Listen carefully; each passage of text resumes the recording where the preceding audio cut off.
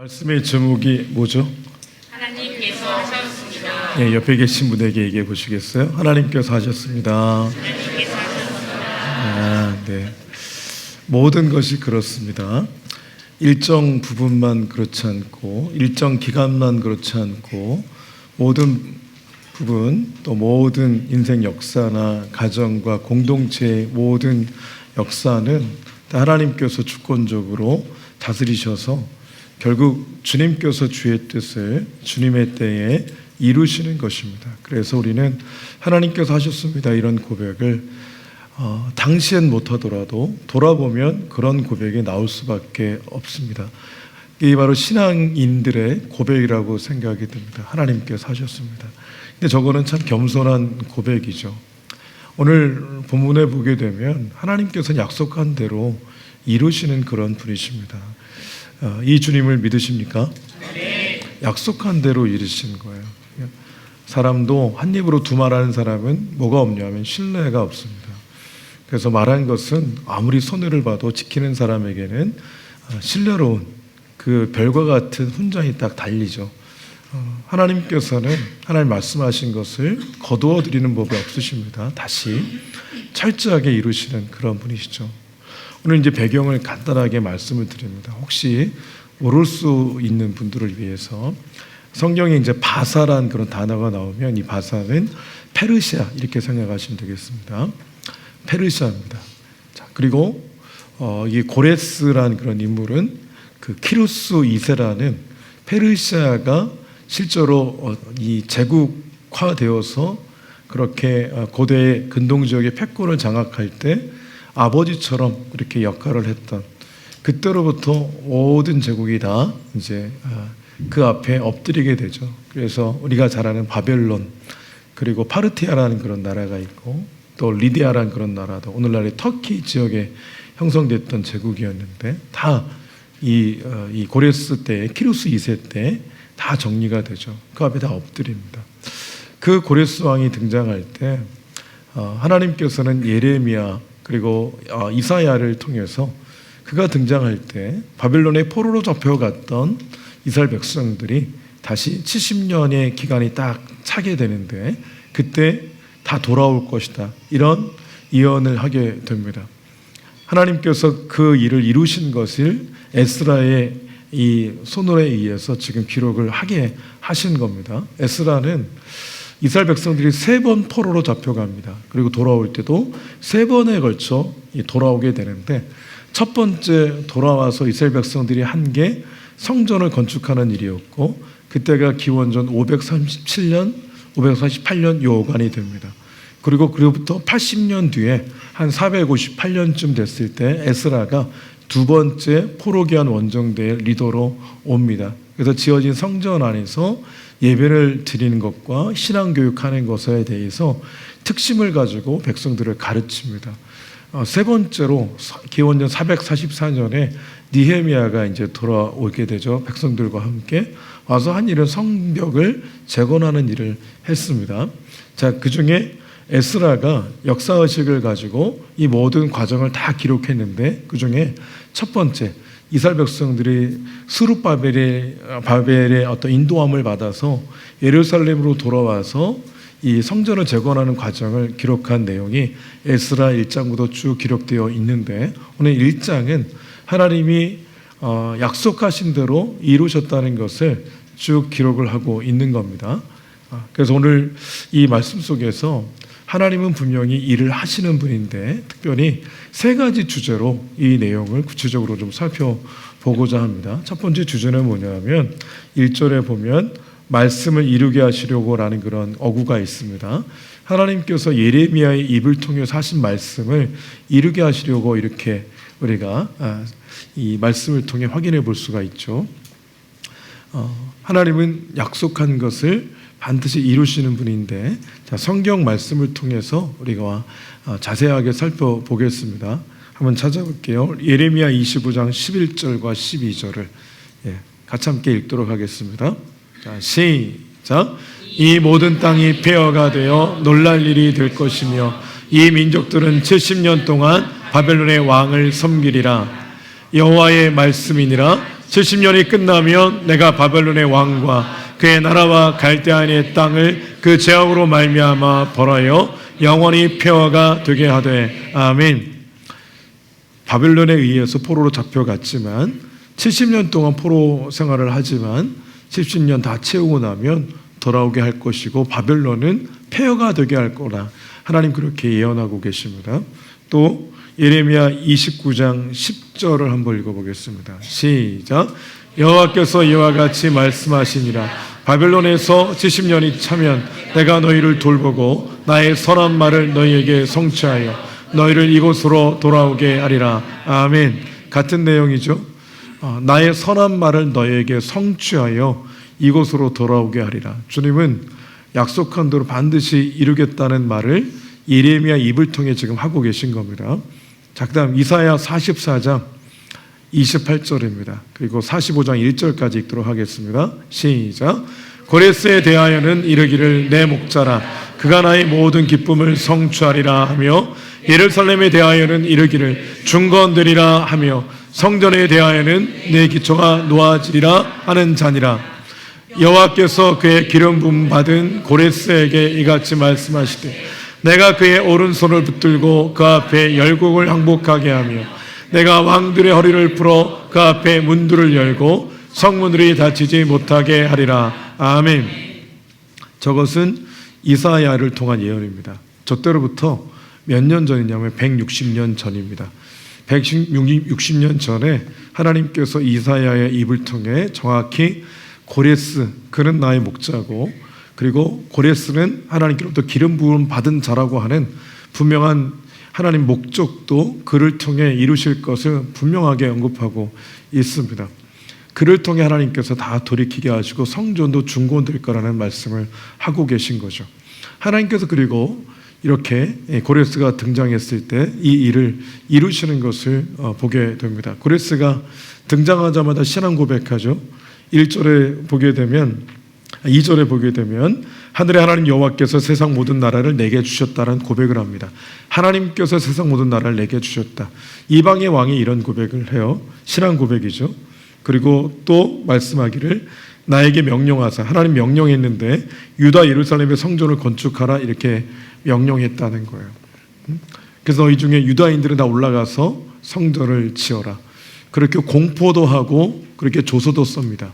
이 조서를 쓴 것이 나중에 근거가 돼서 성전 건축이 16년 동안 중단될 때가 있는데 그 이후에 성전을 다시 이제 재건을 할 때 다리오라는 왕이 통치하고 있을 때 이것을 허락하는 근거가 고레스가 이미 조서를 내렸다는 것을 근거로 성전 재개를 허락하는 것을 봅니다. 하나님 굉장히 세밀하게 준비를 하신 거죠.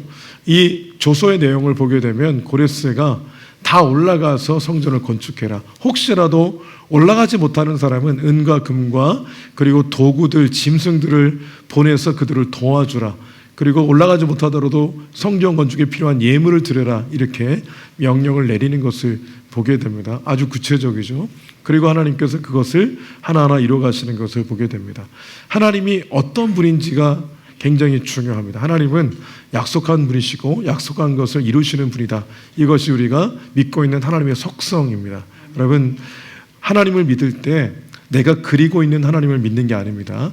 하나님의 말씀 속에서 어떤 모습으로 등장하고 계시고 하나님의 속성은 무엇인가? 우리는 이거 하나하나를 믿는 겁니다. 사랑의 하나님의 모습을 발견하게 되면 사랑의 하나님의 속성 때문에 사랑의 주님을 믿게 되는 거죠. 그래서 내가 어떤 죄를 지었든 나를 포기하지 않고 아끼시는 주님 앞에 내가 나아가는, 다시 한번 나아가는 근거가 뭡니까? 사랑의 하나님, 용서의 하나님이기 때문에 나아가는 거잖아요. 오늘 본문에 등장하는 하나님은 약속하시고 반드시 이루시는 하나님이십니다. 보십시오. 이사야 55장 말씀 보겠습니다. 이사야 55장 10절 11절 읽겠습니다. 이 하나님의 속성에 대한 그런 말씀입니다. 10절부터 시작. 이는 비와 눈이 하늘로부터 내려서 그리로 도래 땅을 적셔서 소출이 나게 하며 싹이 나게 하여 파종하는 자에게는 종자를 주며 먹는 자에게는 양식을 줌과 같이 내 입에서 나가는 말도 이와 같이 헛되이 내게로 되돌아오지 아니하고 나의 기뻐하는 뜻을 이루며 내가 보낸 일에 형통함이니라. 아멘. 여러분 11절 말씀 한번 주목해 보세요. 내 입에서 나가는 말도 이와 같이 헛되이 내게로 되돌아오지 아니하고 그랬습니다. 주님 입 밖에 나간 주께서 뱉으신 말씀들은 다 약속의 말씀들인데 헛되이 돌아오는 법이 없게 주께서 하신다는 겁니다. 주께서 결론을 짓겠다는 거죠. 주님이 약속하셨으면 반드시 결론을 내겠다, 그렇게 말씀을 하신 겁니다. 여러분, 신앙생활은 이 약속의 말씀은 근거에서 신앙생활 하는 겁니다. 약속의 말씀 근거에서 때로는 인내하고 기다리고 소망하고 견디고 축복하고, 이것이 근거가 되는 겁니다. 자, 성령 역사 중에서 우리가 잘 아는 아브라함 있잖아요. 아브라함에게 하나님이 12장에서 그를 부르시면서, 창세기 12장에서 그를 부르시면서 하신 약속이 있잖아요. 우리가 잘 아는 첫 번째는 뭐죠? 민족에 대한 약속이에요. 두 번째는 땅에 대한 약속입니다. 세 번째는 복이 되게 하겠다 그랬어요. 네 번째는 내 씨로 말미암아 천하 만민이 복을 얻게 하겠다 그랬습니다. 그 뜻은 뭐냐면 예수님이 이 땅 가운데 오셔서 예수님을 통해서 택한 백성들이 다 구원받는 그 사건이 있을 것임을, 아브라함의 후손을 통해 주께서 그 일을 이루실 것임에 대해서 미리 보여주고 있는 겁니다. 약속하고 계신 거예요. 자, 첫 번째, 두 번째 약속을 하나님 이루신 것만 말씀을 드리겠습니다. 하나님은 먼저 민족에 대한 약속을 하셨잖아요. 그 일을 위해서 어떻게 하셨습니까? 아브라함의 아들 이삭, 이삭의 아들 야곱, 야곱이 12명의 아들이 있었습니다. 그 중에 11번째 아들이 요셉입니다. 형들이 그를 시기했죠. 요셉이 아버지의 총애를 받자, 아버지의 사랑을 독차지하자 형들이 시기합니다. 그래서 어떻게 했습니까? 팔아버렸습니다. 애굽의 노예로 갔어요. 노예로 갔는데 성경에는 형통했다 그랬습니다. 형통이라는 것은 내 뜻대로 잘 풀려서 형통이 아니고 하나님 뜻대로 움직여갈 때 우리 형통이라는 표현을 씁니다. 하나님께서 이뤄가시는 거죠. 하나님의 뜻은 민족의 뜻을, 약속을 이루시고자 하는 과정을 지금 거쳐가고 있는 겁니다. 나중에 요셉이 뭐가 됩니까? 국무총리가 됐습니까? 총리가 돼가지고 뭐가 생겼습니까? 권력이 생겼어요. 권력이 생겨서 누구를 보호할 수 있어요? 자신의 부족을 보호할 힘이 생겼습니다. 하나님께서 그때 야곱의 족속들을 이주를 시킵니다. 그래서 애굽에 안정적으로 살게 하세요. 생각해 보십시오. 한 부족이 한 민족이 되는 데는 뭐가 필요합니까? 강력한 무기, 권력, 리더십, 그리고 동맹하는 연합 세력들 다 필요합니다. 이게 쉬운 과정이 아닌 거예요. 근데 하나님께서 요셉이라는 사람을 노예로 팔려가는 방식, 그리고 비극적으로 형들에 의해 시기를 당해 팔려가는 방법을 통해서 애굽에 살게 하셨고, 거기서 그냥 사는 곳이 아니라 권력자가 되게 하셨고, 그 권력이 이스라엘 야곱 족속이 한 민족이 되게 하는 그런 거대한 그런 돔과 같이 그런 권력 구조 안에서, 그 보호하심 안에서 민족이 되게 하셨습니다. 근데 그 안에서도 우리 요셉이 국무총리가 되기까지 하나님 어떻게 역사하셨습니까? 노예로 팔려왔지만 보디발의 눈에 들었어요. 그래서 보디발이 모든 걸 맡겼습니다. 모든 재산을 맡겼어요. 여러분, 총리가 되려면 뭐가 돼야 됩니까? 경제를 알아야 되죠. 그리고 나라 살림을 관장해야 되니까 경제를 알아야 됩니다. 근데 그냥 하는 겁니까? 정치인이기 때문에 정치도 알아야 됩니다. 근데 그거 어떻게 준비했겠어요? 보디발의 집안에서 보디발의 모든 소유를 관리하면서 그런 경제 마인드를 키웠습니다. 이제는 정치를 좀 알아야 되는데 그가 정치의 경험이 없잖아요. 하나님이 어디를 보내십니까? 지하 감옥에 보내요. 보내는 방법은 그가 아주 추악한 그런 추행범이 돼가지고, 그리고 보디발의 아내의 그러한 모함에 의해서 가장 비극적인 모습으로 그렇게 감옥에 갇히게 됩니다. 근데 거기서 술 맡은 관원장, 떡 굽는 관원장, 정치인들을, 바로의 최측근들을 거기서 수발을 들기 시작해요. 정치를 배우기 시작하죠. 그러니까 10년 어간 동안에 경제와 정치를 거기서 배웁니다. 그리고 총리가 되게 하세요.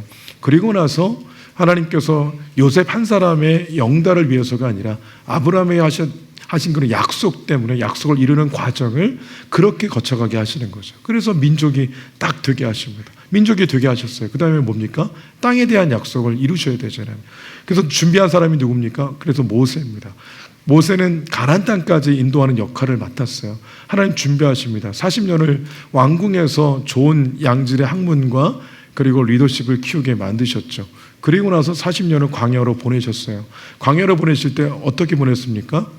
도망자로 보냈어요. 사람을 때려 죽인, 그래서 이집트의 왕궁에서는 그를 찾아서 죽이려고 혈안이 된 상태에서 어쩔 수 없는 선택으로 미디안 땅으로 도망갈 수밖에 없는 도망자로 가게 되었어요. 근데 도망자가 아니었다면 스스로 선택할 수 없었기 때문에 하나님께서 그렇게 보내버리셨죠. 그곳에서 뭐 했습니까? 훈련받았어요. 자기를 내려놓는 훈련.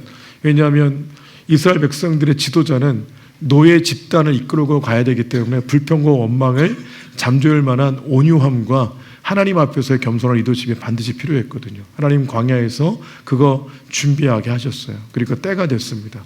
그래서 하나님 모세를 찾아가셔서 그를 부르셨죠. 그리고 애굽 땅에 있는 이스라엘 백성들을 하나님만의 방법으로 모세를 통해 가나안 땅까지 이끌어 가시고, 그리고 바톤 터지하듯이 이제 여호수아가 지도자가 되게 하셔서 요단을 건너 가나안 땅에 정착하게 하시는, 전쟁을 통해 그 땅을 이제 약속한 대로 주시는 과정을 거치게 되는 걸 봅니다. 민족과 땅에 대한 약속이 아브라함이 살아있을 때 이루어진 게 아니었어요. 그러나 역사 속에서 하나님께서 그것을 쭉 이루어 가신 것을 보게 됩니다. 하나님은 말씀하시면 반드시 지키시는 그런 신뢰로 오신 분이십니다. 여러분, 성경의 역사가 우리에게 얘기하고 있어요. 이 하나님을 어떻게 믿지 않을 수 있겠느냐? 우리에게 도전하고 계신 겁니다. 우리의 역할은 뭡니까? 우리의 역할은 이분을 믿는 겁니다. 이 하나님을 믿고 이 하나님을 의지하며 가는 건데, 이사야 55장 6절부터 말씀 한번 읽어볼게요. 이사야 55장 6절부터 10절까지 같이 함께 읽겠습니다. 저게 바로 신뢰할 만한, 영원토록 절대 신뢰할 만한 약속한 대로 이루시는 하나님을 향한 우리의 반응이어야 된다는 것을 염두에 두고 읽으시길 바랍니다. 읽겠습니다. 시작. 너희는 여호와를 만날 만한 때에 찾으라.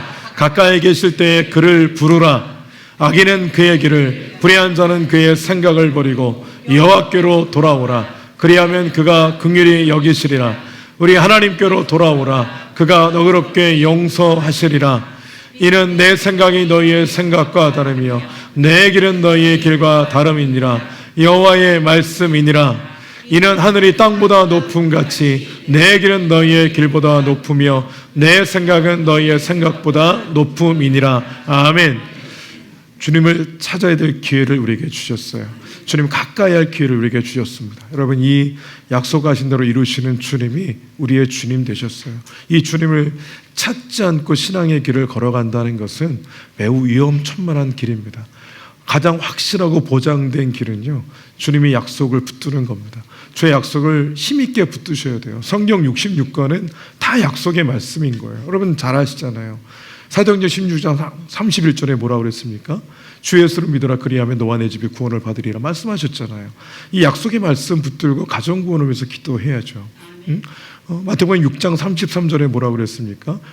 너희는 먼저 그의 나라와 그의 의를 구하라. 그리하면 이 모든 것을 너희에게 더하시리라 말씀하셨잖아요. 약속이잖아요.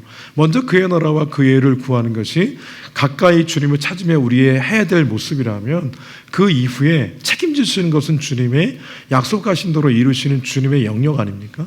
우리는 우리의 할 도리를 하면 됩니다. 여러분, 하나님께서 이제나 전제나 언제 약속을 이루실까 고민되죠. 그래서 우리에게는 믿음을 가지고 인내하고, 믿음을 가지고 기다리고, 믿음을 가지고 소망하는 것이 필요합니다. 우리에게 필요한 것은 현실이 바뀌는 게 아니고 현실을 바꾸실 수 있는 그 주님께, 그 약속하신 대로 이루시는 주님께 모든 것을 내어드림으로 그를 찾고 부르는, 그리고 부르짖는 것이라는 것을 꼭 기억하시고, 주님을 날마다 찾으시기를, 주님을 날마다 찾으시기를 주의 이름으로 축복합니다.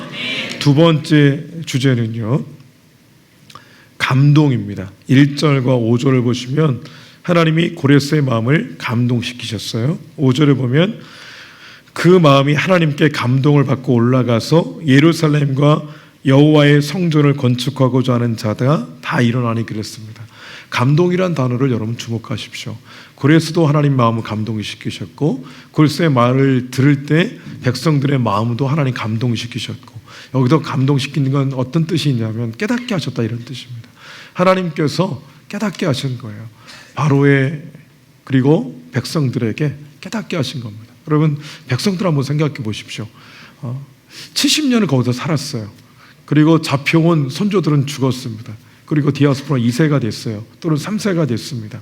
정착해 있는 겁니다.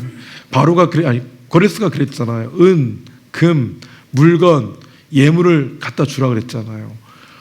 노예가 그걸 어떻게 확보했을까? 그것을 얻기까지, 그리고 정착하기 위해서 뿌리를 내리기까지 얼마나 고생했겠어요. 얼마나 힘들었겠어요. 저 같으면 그냥 그 땅에서 살고 싶을 것 같아요. 이미 정착했고 페르시아는 당대 최고의 그런 제국이고, 그리고 예루살렘은 이미 다 무너진 곳이고 황폐한 곳이고, 거기 가면 다시 건축해야 되고 맨 땅에 헤딩해야 되는데 모든 걸 정리하고 거기 가고 싶은 사람이 얼마나 있었을까 생각해 봅니다. 근데 중요한 건 마음에 감동받은 사람들이 간 거예요. 여러분, 하나님께서 깨닫게 해주셨기 때문에 우리가 걸어갈 수 있는 것이지, 깨닫게 해주셨기 때문에 그 일 내가 감당하는 거지, 이 깨달음이 없이 가는 길은 아무도 없어요. 중요한 건 우리에게 뭐가 필요하냐면 주께서 주시는 감동이 필요한 겁니다. 이 깨달음이 필요한 거예요. 여러분, 이게 있어요. 말씀을 듣다가 감동이 오거든요. 막 깨달음이 와요. 근데 그러면 내가 자유롭지 못할까 봐 거부할 때가 있어요. 내가 감동받으면 안 되는데, 내가 감동받으면 안 되는데 애써 감동받지 않기 위해서 애쓰시는 분들이 계세요. 간혹 보면. 그래서 이건 감동이 아니고 착각일 것이다 막 그러면서 그냥 스쳐 지나가듯 피해가려고 하시는데, 하나님은 어떤 분입니까? 집요한 분이세요. 다시 감동하시죠. 다시 깨닫게 하시고 순종할 때까지. 여러분, 그러므로 부모들은 자녀를 사랑하면 사랑할수록 한 말 또 합니다. 또 한 말 또 하고, 찌르는데 또 찌르고 계속 찌르죠. 왜 그러냐면 사랑하니까. 주님이 우리를 사랑하기 때문에 계속 감동을 주실 때가 있어요. 그러면 순종하셔야 됩니다. 순종하지 않는 건 그거는 정말 어려운 일이에요. 순종하는 게 가장 쉬운 일입니다. 여러분, 이 고레스 마음에 감동을 받은 그런 백성들 5만 명 가까이 되는 사람들이 올라갔는데요. 이것이 하나님이 하시는 일이란 뜻은 주께서 주신 감동이 있었기 때문에 가능한 일이었다. 여러분, 그러므로 주께서 우리에게 감동을 주실 때, 깨닫게 해주실 때, 이 깨달음을 좀 쉬운 표현으로, 그게 연약한 성도의 모습이 내 눈에 들어올 때, 이건 깨달음입니다. 그리고 그의 성도의 형편이 내 귀에 들릴 때, 다 이게 깨달음이에요. 다 감동이고, 그때 네가 그 사람을 돌보고 네 형편을 네가 알아줬으면 좋겠다라는 의도로 하나님이 보게 하시고 듣게 하시고 깨닫게 하신 거죠. 그러니까 누가 해야 됩니까? 감동이 있는 사람이 하는 겁니다. 그 사람은 아직 감동이 없으니까 종용해서 될 일이 아닙니다. 감동받은 사람이 하는 거죠. 교회는 그렇게 돼야 됩니다.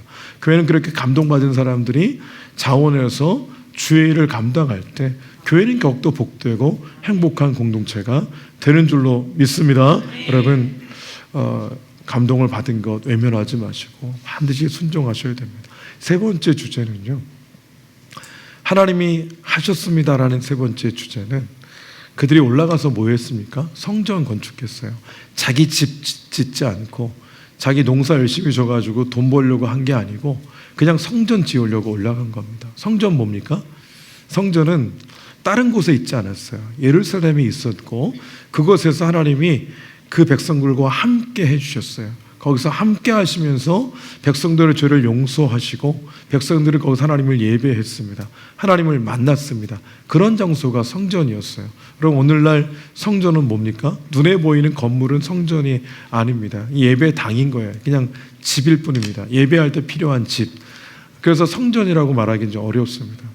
자, 성경 말씀 고린도전서 3장 16, 17절만 읽도록 하겠습니다. 고린도전서 3장 16절과 17절입니다. 자, 함께 읽겠습니다. 시작. 너희는 너희가 하나님의 성전인 것과 하나님의 성령이 너희 안에 거하시니 알지 못하느냐? 누구든지 하나님의 성전을 더럽히면 하나님이 그 사람을 멸하시리라. 하나님의 성전은 거룩하니 너희도 그러하니라. 아멘. 공동체가 하나님의 성전입니다. 저와 여러분 한 분 한 분이 성전이고 우리의 모임이 성전입니다. 그러니까 오늘날 주님께서는 저와 여러분 안에 거하십니다. 그 영으로 함께 하시고 우리 공동체 가운데 함께 하시는 겁니다. 이게 오늘날의 성전이에요. 그렇다면 이스라엘 백성들이 올라가서 한 일이 성전을 건축하는 일인 것처럼 오늘날 우리는 뭐합니까? 성전을 건축하는 자가 되어야 되는데 그것은 어떤 의미일까? 결국 교회, 저와 여러분 한 사람 한 사람이 교회이고 그리고 우리 공동체가 교회라면 교회가 아름답게 세워져 가는 것 자체가 성전 건축임을 깨닫게 됩니다. 여러분, 교회는 어떻게 세워집니까? 정치하는 목사가 교회라면 이 교회가 어떻게 하면 건강하게 세워져 갈 수 있습니까? 지난주에 주신 말씀처럼 제 안에 말씀이 있을 때 저는 건강하게 세워져 갈 수 있습니다. 주님께서 그 영으로 저와 함께 하셔서 말씀을 듣고 묵상하고 읽을 때 깨달음을 주시고 깨달은 대로 내가 이 땅을 살아갈 때 저라고 하는 한 영혼, 이 교회는 건강하게 세워져 갈 수 있는 것입니다. 교회 공동체도 역시 마찬가지입니다. 교회는 건강하게 세워져야 됩니다. 숫자가 많아서 교회가 큰 교회라고 얘기할 수 있고 숫자가 적어서 작은 교회라고 얘기할 수 있어요. 근데 그런 숫자의 기준이고 건강의 척도로 봤을 때 건강한 교회도 있고 건강하지 못한 교회도 있습니다. 숫자가 많다고 해서 건강한 교회가 아닙니다. 숫자가 적다고 해서 건강을 상실한 교회도 아닙니다. 모든 교회는 숫자와 상관없이 건강함을 잃지 말아야 됩니다. 마찬가지로 저와 여러분이 이 땅을 살아갈 때 건강을 잃으면 하고 싶은 것도 못 하잖아요. 그래서 건강이 중요한 것처럼 교회 공동체가 건강함을 상실하면 안 됩니다. 건강의 척도는 뭘까? 교회 공동체의 건강함의 척도는 뭘까? 예배일 수도 있고, 그리고 개개인의 신앙생활할 수도 있고, 얼마나 많은 선교를 하느냐 이걸 수도 있고, 새가족 예배가 어떻게 진행되느냐 이걸 수도 있습니다. 양육훈련이 얼마나 잘 진행되고 있는가 이걸 수도 있어요. 중요한 건 모일 때마다 은혜가 있고 또 하나님의 영광이 있고 하나님의 임재가 충만한 이것이 계속해서 교회 공동체를 이루는 아주 중요한 핵심적인 사안이고, 우리 공동체가 그러할 때 건강한 교회로 더욱더 서가고 있다고 그렇게 생각이 됩니다. 여러분, 온전한 교회가 있습니까? 완벽한 교회가 있습니까? 없습니다. 이 땅에 저와 여러분은 일주일만 같이 부대끼며 살아보면 허물만 보입니다. 장점은 객관적으로 볼 때 장점이 보이고 같이 살 때 장점이 보이지만 일주일, 한 달, 1년을 살아보십시오. 그럼 허물만 보입니다. 그래서 은혜가 안 됩니다. 그 사람이 그럴 줄 몰랐다 이런 말이 나오게 돼 있어요. 예배당 안에 예배를 드리고 있는 사람들이 다 그런 한계가 있어요. 허물들이 많습니다. 그래서 교회는 사랑의 공동체라는 것은 와서 상처 안 받는 공동체가 사랑의 공동체가 아니고요. 와서 상처 줄 수 있어요. 그렇지만 주의 사랑으로 서로 보듬어 안고 끌어안고 한 몸을 이뤄갈 수 있는 공동체가 건강함을 상실하지 않는 그런 공동체 아닙니까? 면역력이 있어야 건강한 공동체죠. 사단이 공격해 들어와도 면역력이 있어서 이겨내는 공동체가 건강한 공동체잖아요. 여러분, 그런 공동체로 세워가는데 한 사람이 그 역할을 하는 게 아니라 우리 모두가 함께 지어져 가는 거라고 말씀하고 있습니다. 사경회가 있어요. 3일 동안 집중해서 4번의 말씀을 듣잖아요. 그 말씀을 들음으로 은혜 받음으로 내가 세워질 때 교회는 세워지는 겁니다.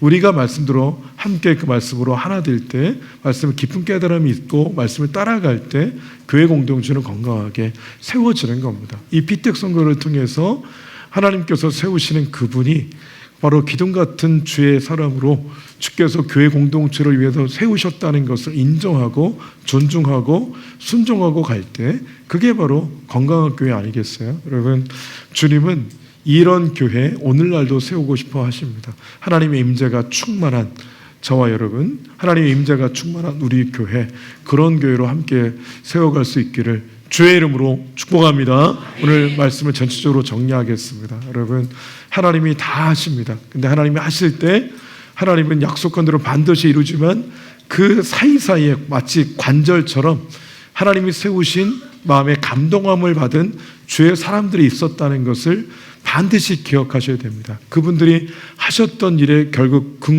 궁극에 뭐가 있었냐면 성전 건축이 있었다는 것을 기억하시고 저와 여러분이 감동함을 따라 성령의 감동을 따라 이 땅을 살아감으로 순종하여 드림으로 교회를 건강하게 세워가는 주의 일꾼들이 되시기를 주의 이름으로 축복합니다. 아멘. 기도하겠습니다.